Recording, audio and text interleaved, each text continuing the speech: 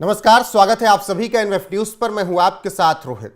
वक्फ board संशोधन bill आखिरकार लोकसभा में पास हुआ तो असदुद्दीन ओवैसी की बौखलाहट साफ नजर आई।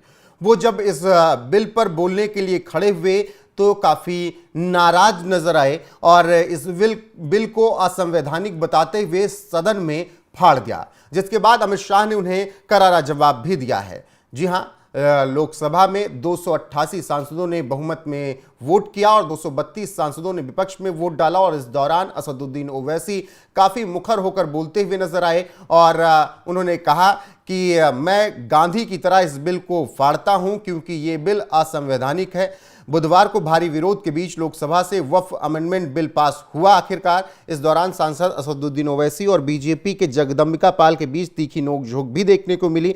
ओवैसी ने अपने भाषण के दौरान बिल की एक कॉपी को फाड़ दिया, जिसका विरोध बीजेपी की तरफ से किया गया, जगदम्बिका पाल की तरफ से किया गया। बाद में अमित शाह ने भी जवाब दिया। ओवैसी ने अपने भाषण के दौरान महात्मा गांधी के दक्षिण अफ्रीका प्रवास का उदाहरण दिया और दावा किया कि यह विधेयक असंवैधानिक है और उन्होंने कहा कि यह बिल मुसलमानों पर हमला है।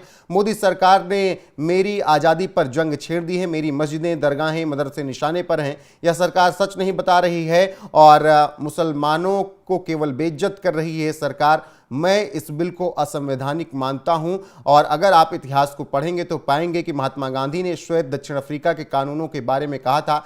मेरी अंतरात्मा इसे कबूल नहीं करती और उन्होंने इसे फाड़ दिया था। गांधी की तरह मैं इस कानून को फाड़ रहा हूं क्योंकि ये बिल जो है, कानून है, ये पूरी तरीके से असंवैधानिक है।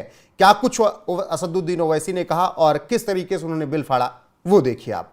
सर, अगर आप हिस्ट्री को पढ़ेंगे तो महात्मा गांधी उस वक्त के व्हाइट अफ्रीका में सफेद फार्म अफ्रीका के कानून को महात्मा गांधी ने कहा था कि ये मेरा कॉन्शियंस इसको मानता नहीं, मैं इस कानून को कबूल नहीं करता हूं। तो महात्मा गांधी ने क्या किया, उन्होंने उस कानून को फाड़ दिया। तो मैं गांधी की तरह इस कानून को फाड़ता हूं। ये अनकॉन्स्टिट्यूशनल है सर। इस देश में झगड़े पैदा करने का काम बीजेपी करना चाहती है मस्जिद और मंदिर के नाम पर, इसीलिए मैं इसका कंडेम करता हूं और मैं आपसे गुजारिश करता हूं कि मैंने अपने 10 अमेंडमेंट दी है, आप इसको कबूल करिए सर, मुझे बोलने का मौका दीजिए और उस पर डिवीजन का मैं डिमांड भी करूंगा। Thank you sir.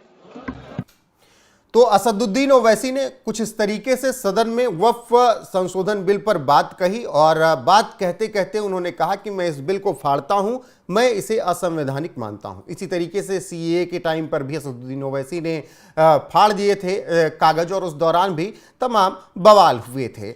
अब ऐसे में जब बिल फाड़ा तो काफ़ी हंगामा मच गया। पहले जगदम्बिका पाल से तीखी नोकझोंक हुई क्योंकि जेपीसी के अध्यक्षता वही कर रहे थे और जेपीसी में असदुद्दीन ओवैसी भी थे, तो दोनों के बीच बहुत अहम बातचीत हुई थी। तो अब जब ओवैसी ने ये बिल फाड़ा तो फिर जगदम्बिका पाल काफ़ी नाराज नजर आए और आखिरकार गृह मंत्री अमित शाह ने विरोध करने वालों को करारा जवाब दिया सदन में और उन्होंने कहा कि धमकाने की कोशिश मत कीजिए, हर एक को यह कानून मानना पड़ेगा क्योंकि ये भारत के संसद में कानून बनाया गया है।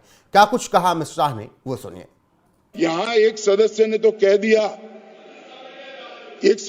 कह दिया माइनॉरिटी इस कानून को स्वीकार नहीं करेगी। क्या धमकाना चाहते हो भाई? संसद का कानून है, सबको स्वीकार करना पड़ेगा। स्वीकार नहीं करेंगे मतलब क्या है?